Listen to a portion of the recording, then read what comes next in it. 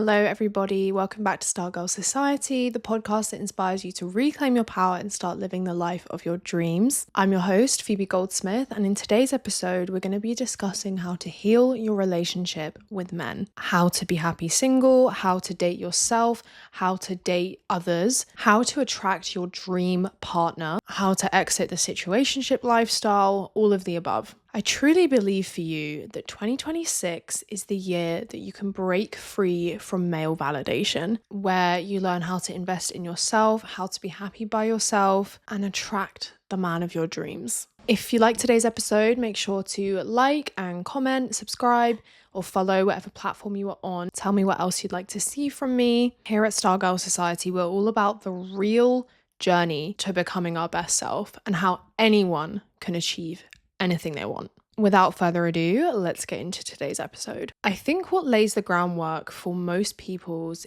issues with men and relationships is the yearning for male validation. 9 times out of 10, when someone is in something toxic with a guy, it's never about the man in question. It's about the addiction to male validation and the inability to feel worthy without said validation. Women who are unhealthily addicted to a man, most of the time, that man is the devil reincarnate. There are so many blindingly obvious things that are bad about that man, so it can't possibly be to do with him. It's a combination of trauma and the need to feel wanted and loved by said man. In a sense, which we will get to, women that are addicted to proving themselves to men will often find the worst, most emotionally unavailable men. Those who are making it perfectly clear that they don't want that woman or enjoy the game, enjoy feeling chased. And I think in order to free ourselves from this male validation, we really have to look at wider society and what it has been feeding us about men. Even in the most developed Western societies, women are controlled by men consciously, subconsciously, every single waking minute of our lives. And if you cannot see that, you need to wake up. I don't want to tail off into that conversation or that rant because I'll be here for hours. But what I will say is how this relates to healing your relationship with men. I think unequal rights for women and girls isn't just about the wage gap or the education gap. I think that a world in which men have power over women or more power than women, it's always going to affect our relationship with men and our romantic relationships with men. I would say or assume that no matter how confident you are as a woman, as a person, that somewhere deep within there is or was a need for male validation at some point. Because from a young age, we are fed the idea that a man who probably has the emotional intelligence of a potato is going to be the one that saves us and is going to be the one that makes life worth living. Men, because they are still in higher places of power than women in most areas of society, it's almost like they're sold as this like dream. Like they're put on this pedestal for us to look at, and they're almost advertised because they're put on this pedestal as something amazing, something that we should want. And I think that as women, we can, naturally have a desire for a lifelong partner, for a family perhaps. But I do think that our yearning as women for love goes deeper than it does for men. Men a lot of the time stand confident in their presence and what they bring to the table, and they know that at some point they're going to find a nice partner who will add to their lives. Women, in my opinion, carry the emotional weight of so many relationships, whether romantic or not. They literally carry the emotional weight of the world. Yet I think that young girls are shaped to have this hole, this gap in our heart that is going to be filled by a man. And I don't think that is the same the other way around. I mean, I know it's not the same. A mediocre man with heaps and heaps of confidence may end up achieving more than an overqualified woman. And like I said, it's this kind of pedestal that men are placed on makes women feel like having a man is adding power to their life and adding something that they don't have, which is low-key logical, because the thought of having a man on our side who still remain to have more power and more influence seems like a practical investment, and it is. And so long as men are on this pedestal, it will feel like something that is good to have on our side, something that we should yearn for. Having a powerful man on your side in this society is unfortunately a good thing. But this clearly isn't just about men. This is about a general feeling of inadequacy, a need to be loved, something that isn't healed within you, leading to an addiction of toxic partners and relationships. Or on the flip side, a woman might be addicted to the man of her dreams and clutches onto him for her dear life because she doesn't believe that she can ever have that again. And I think that ultimately both issues stem from the same feeling of not feeling like you deserve incredible love and that it can be in abundance for you in your life. Truth be told, you will accept the love that reflects the love you have for yourself every time, without fail. So this is about healing your relationship with yourself, becoming the love of your own life. And wait, because I know that notion often puts people off a bit because they envision me saying that they should build a future in which they don't want love or they have to be alone and reject the idea of men and romantic relationships. But that is absolutely not the case. Romantic love, healthy romantic love, is one of the most beautiful things you can experience in this life. It's precious, it's healing, and we should not start becoming resistant to that and feeling like we have to almost push that away in order to be true to our feminist values, because that's what I used to think. It's about giving yourself the love that you deserve, making yourself your number one project so you don't end up living a life of misery, accepting mediocre love and standards from a man simply because you don't feel like you deserve more. It's about creating the love that you desire in your own life with the intention that you will therefore attract the best relationships, the best friendships, and the best experiences from that. And in the meantime, you are going through the most beautiful journey and you will become the best version of you. And if you're the type of person who wants this dream partner but is also avoiding doing the inner work, then this is not going to work for you. And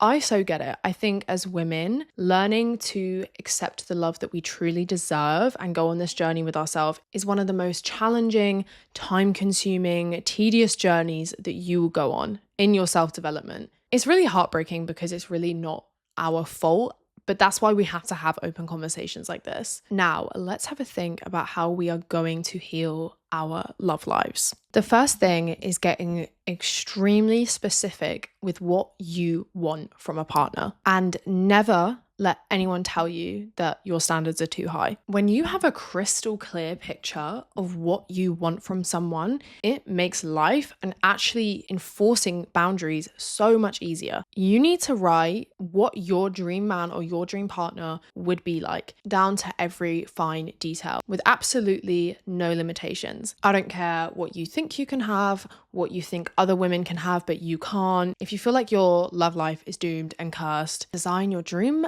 man and what he possesses. Make a Pinterest board. I have a Pinterest board. I think as women, we should be able to reel off our deal breakers and our standards for a man at the drop of a hat. If you don't know what you want, how are you supposed to attract that into your life? How are you supposed to set boundaries and tell people no if you don't even know what it is that you want or don't want from them? You're not going to know if someone's meeting your standards if you don't even know what your standards are. Detect them, avoid them at all costs, and set boundaries. Do not waste your time. Keeping the vision clear for yourself also starts to feed your subconscious that you can have that. And then when you enforce those boundaries in your dating life, you are only aligning yourself more with the energy of the type of person that you want to be with. And if you want an incredible, healthy relationship, but you're not sticking to your boundaries and your standards and your morals and what you want, then you're giving mixed signals to the universe through your energy. It's like driving a car. If you are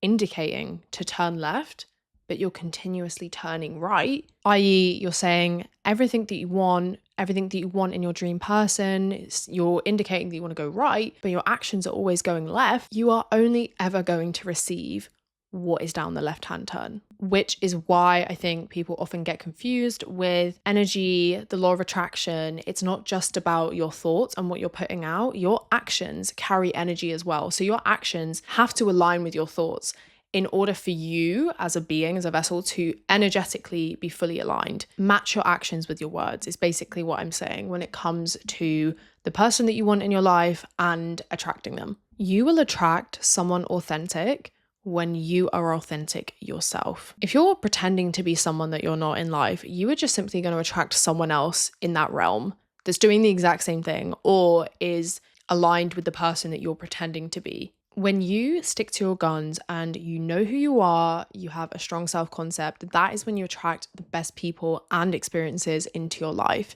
Authenticity is the most powerful and strong energy because it's the most pure. You're not trying to give off a certain vibe, a certain energy, and underlying that there's something different. You want consistent, strong energy going out of what you deserve, who you are, and the type of person that you want.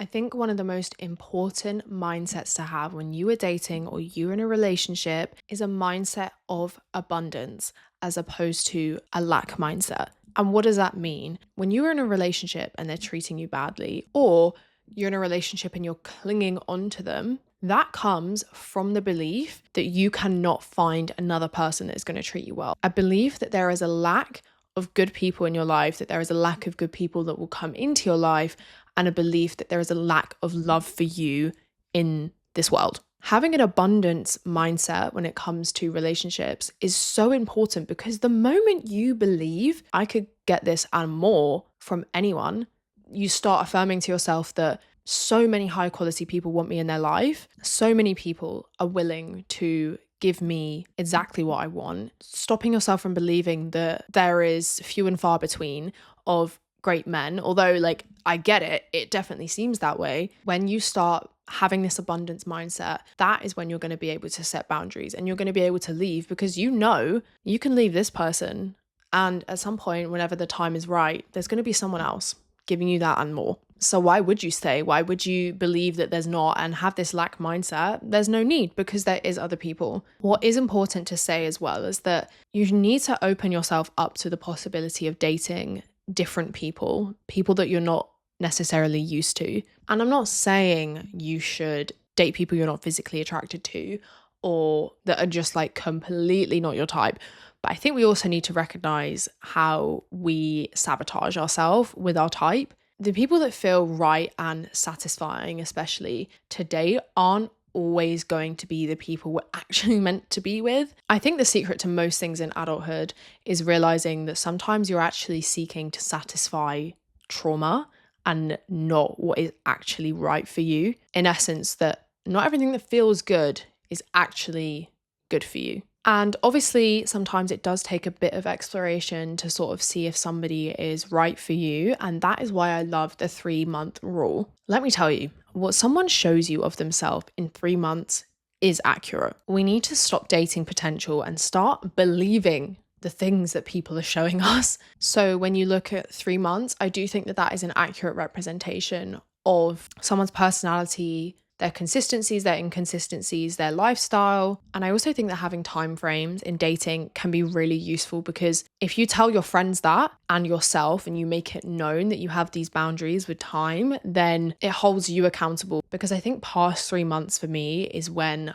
I can kind of start becoming a bit blind, a bit delusional, sort of lose myself if someone has red flags or is toxic, because at that kind of 3-month mark is when my feelings sort of start to increase. So I think the danger zone lies beyond the 3-month mark, which is why it's important to kind of set that and believe whatever happened as a representation of that person during that time. Also, bear in mind that when you set standards and people think they're too high, or when a man is faced with your high standards and he knows he cannot reach them, it's not going to go down well. Do not let men suck you into their mediocre standards and put on this act because they know that you're a high value woman, that you are worth having around, and that they actually don't bring a lot to the table. If someone says they will change, like, fair enough. I think, we can give out some chances, but if the longevity of those actions ultimately is not there, that person is using you and trying to keep you around. But someone will give you everything that you desire without you even having to ask.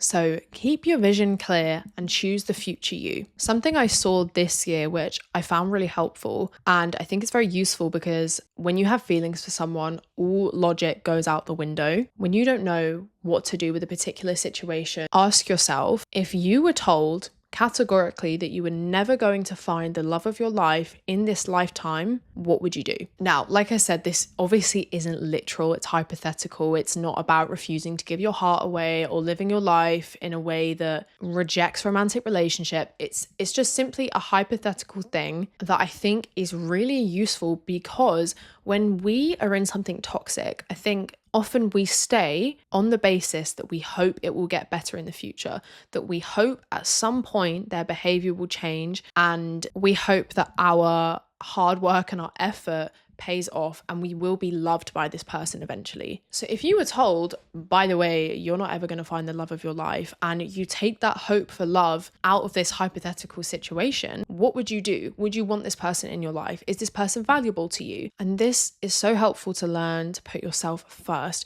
because although it's extremely likely that you are going to find the love of your life romantically or platonically, you and the love you have for yourself will always trump that. So just ask yourself, okay, if I knew this person wasn't the love of my life, would I let them treat me like this? And I also think if you're having to ask yourself that, that could be a good sign in and of itself, respectfully. A word on dating. I entered my dating era in 2025, so I wanted to touch on this because I now feel somewhat qualified to do so. I learned more about myself this year than ever before through dating. I last dated like 4 years ago, and up until recently, I literally was not prepared or ready, could not be bothered to do so. But when you do start dating, I think it's really important to not get wrapped up in the first person that you date, especially if you have not dated before or in a really long time. Again, linking back to the abundance mindset, this is very helpful in these situations because it allows you to not get hyperfixated on the first person that is showing you any kind of attention, especially if your ex was evil and then you go on a first date with someone who's like not evil but like not great. Your heart might try and hyperfixate on them because they're giving you things that you haven't recognized before, and it's going to feel really, really good. But just keep the door open. Don't close yourself off, because the good thing about having an abundant mindset is that you're like, okay, this is great. I've learned that I like this in someone. Let's see if I can get more. It literally becomes a game and it's so much fun. I think it's almost important to kind of entirely see it as something that you're just going to learn about yourself through, and then using what you learn to guide you through to the next steps. And that's what's so fun about dating and great. And I think you should only enter it when you're fine with being alone, not when you're looking for someone, because when you're looking, you're very much more likely to accept something less than what you deserve. And there is no rush. Like, you will be aligned. You know, I believe in divine timing, like especially with people and souls, and like you will find your person when the time is right, or the next person for you when the time is right. And forcing it is never a good idea, like most things in life. Situationships. Situationships are quite possibly the worst thing for your soul. It's the most unnatural, unfulfilling thing you can ever put yourself through. You know what a situationship feels like? It feels like after a long, hard day, you're exhausted. You go to sit on an extremely comfy sofa to relax. You go to sit down and someone stops you 2 centimeters before you hit the sofa. And then you sit there for months, weeks, years. That is what a situationship feels like. You are never fully comfy. You have the comfort and the security dangling in front of your nose, but you can't get it. And it is emotional torture, let me tell you. Situationships are perfect for anyone with avoidant attachment. Going in, but not all in, having your cake and eating it too, is an avoidant attachment person's dream. But the thing is, both people rarely end up happy in a situationship. The ideal situationship, and the ones that probably work, are very rare, in which an avoidant person meets another avoidant person. No one ever catches feelings and everything is fine and dandy for eternity. First of all, stop convincing yourself that that is you. I literally for the longest time was like, I just don't catch feelings that easily. Liar. Like, bold-faced liar. Secondly, do you actually want that? Do you want to be an avoidant with another avoidant for the rest of time? If it's actually working for you, I would equally stress you to look in the mirror and think, is this really what I want? Do you want to avoid your attachment issues your whole life?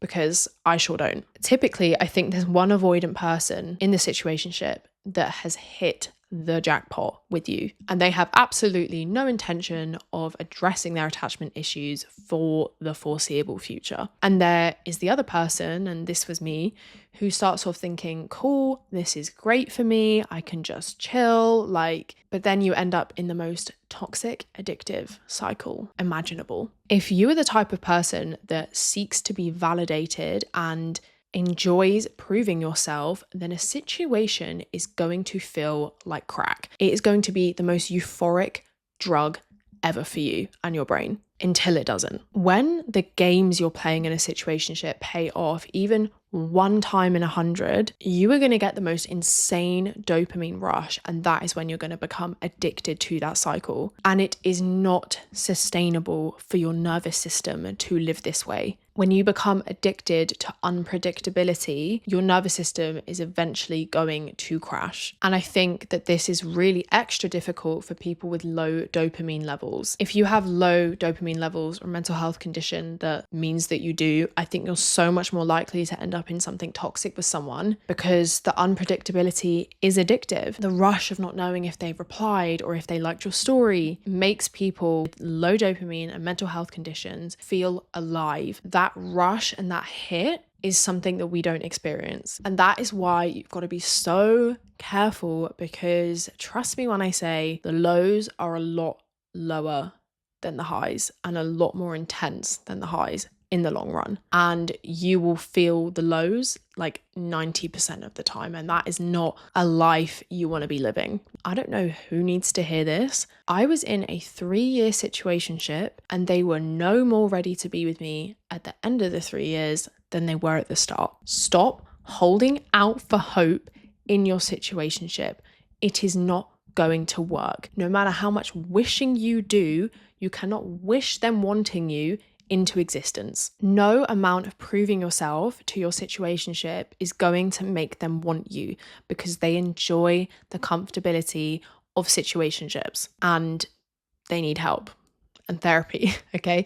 And you do not need to heal these people. You do not need to be the person that makes them realize that they should have a relationship or that they need to exit the situationship lifestyle. I firmly believe one thing about men, and it is that they will choose the person who is in front of them when they are ready, not the person that is right for them. Men are not ready for years and years and years and years, and then one random Tuesday, they're ready. And whichever person is in front of them at that time, that's the person they're going to be with. I have seen this play out. I'm sure some of you have. So stop wasting your time if that man isn't ready, because I'm telling you right now, there is nothing you can do about it. Situationships ultimately keep you trapped in your attachment problems and don't allow you to blossom and grow. You need to believe that you can heal your attachment style. It's not something that is a burden on you your whole life. It's a journey, but you would far rather spend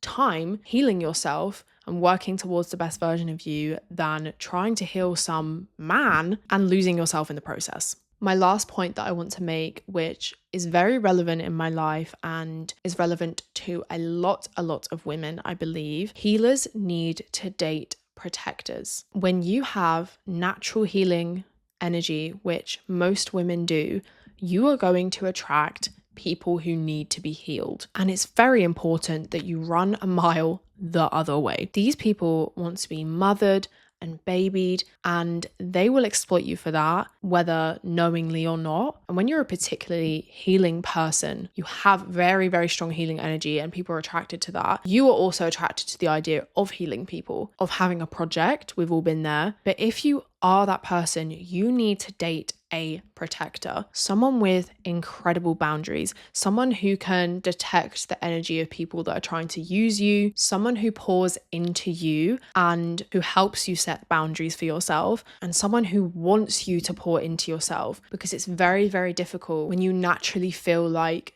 saving people is your duty and your sort of natural state and how you feel good enough. It is very, very difficult to exit that if you end up with someone who desperately needs saving. You need someone who's the complete opposite with outstanding boundaries that can help you put that in your own life. I really hope you guys enjoyed today's episode, and I hope you learned something new about yourself or about how you're going to approach dating and your romantic life in the future. If you liked today's episode, be sure to like, comment, and subscribe and follow. All the social media for Stargirl Society is always in the description. I hope you guys have a blessed day. I love you so much, and I'll see you next week for the next episode.